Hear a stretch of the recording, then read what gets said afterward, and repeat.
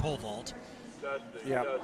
You mentioned the term no hiding, and I'm just passing this on to Dan for his reference. He'll find this interesting. Is the entire country of Canada discovered what no hiding in the pole vault and the decathlon was last summer in Paris when Damian Warner went out with a no height in the pole vault there.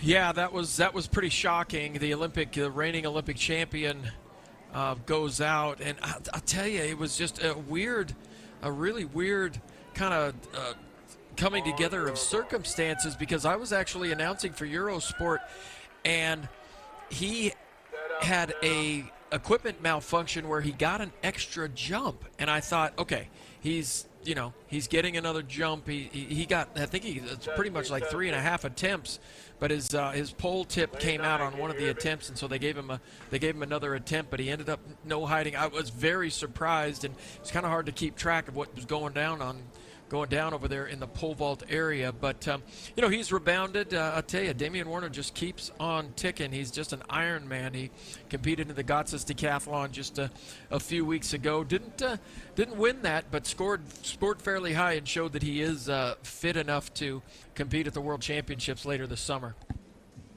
Yeah, he has aged well and very meticulous. That's where, no height for him is stunning.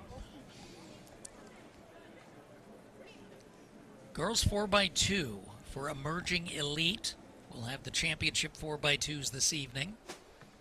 Meet record 139.58. Mills Godwin from Richmond, Virginia. That was in 2017. Our first group, Kettle Moraine. Lakehead Running from Ontario. Bella Vista from California. Scotts Valley, California. Teddy Roosevelt from Colorado. Mount Baker from Washington. Liberty Track Club, Issaquah, Washington. CRT Speed from Virginia.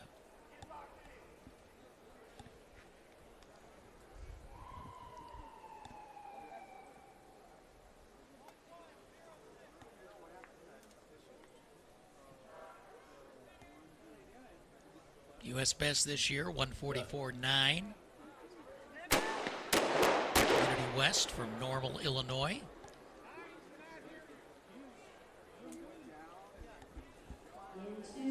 And we get a recall.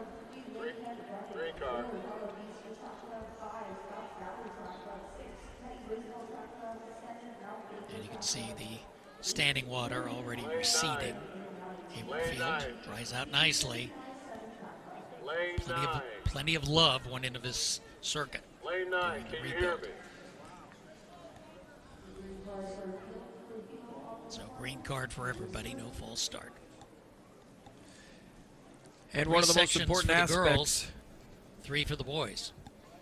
Yeah, Bob, I was going to say one of the most important aspects of track construction is the drainage system, especially here in the Pacific Northwest. And Eugene got it right. And you want that track to be able, as soon as that rain stops, you want it to be able to get out of lane 1 and drain into that infield and dry up as soon as possible. And I'm not sure I've seen a track with as much absorbency than you do at Hayward Field.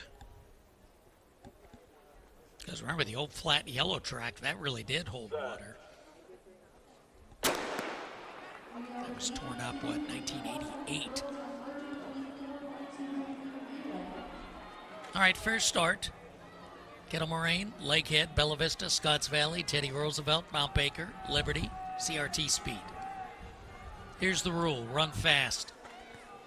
Be ready for the handoff. As you mentioned earlier, Dan, dangerous handoffs. Straightaway speed, running to someone on a curve. And you're getting a nice and it's just tough to race. It's tough to, view that incoming runner, and you rarely do handoffs. With this much fatigue at the end of a full 200 meters, and so you get into this race, and if you've mismanaged the distances by a foot or two, it can really make a big difference on whether you accomplish that handoff. But 2-lap race, very interesting, and the stagger is so big, but a 2-lap race, and I think they stay in lanes the whole entire time. Yes.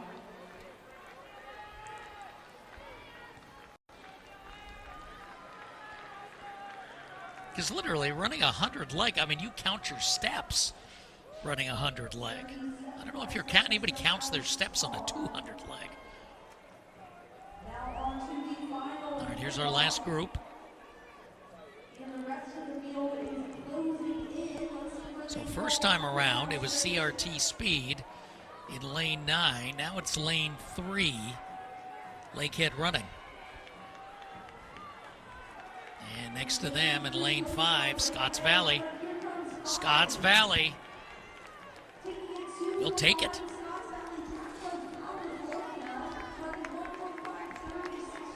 (1:45.36), Lakehead 1:45.68, and Mount Baker 1:46.67.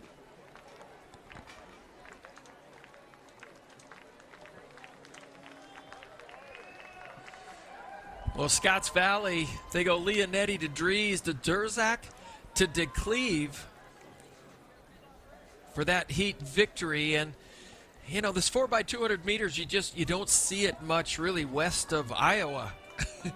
You know, you see it at the Drake relays and even Mount Sac, you know, Stanford relays. It's not an event that we participate very much here on the West Coast. We certainly don't have it at the state meet in these western states. But you're going to see a couple different handoffs. You're going to see an open exchange like you would in a 4x4. You'll see a closed exchange like you would in the 4x100 meters. But you see very tentative and a lot of standing around by that outgoing runner just to make sure that incoming runner has enough energy to get to them.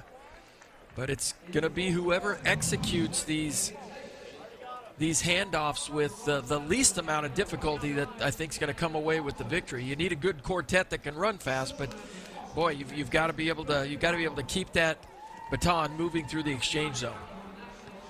Yeah, I think Drake relays was where I got really excited watching the spirit of the 4x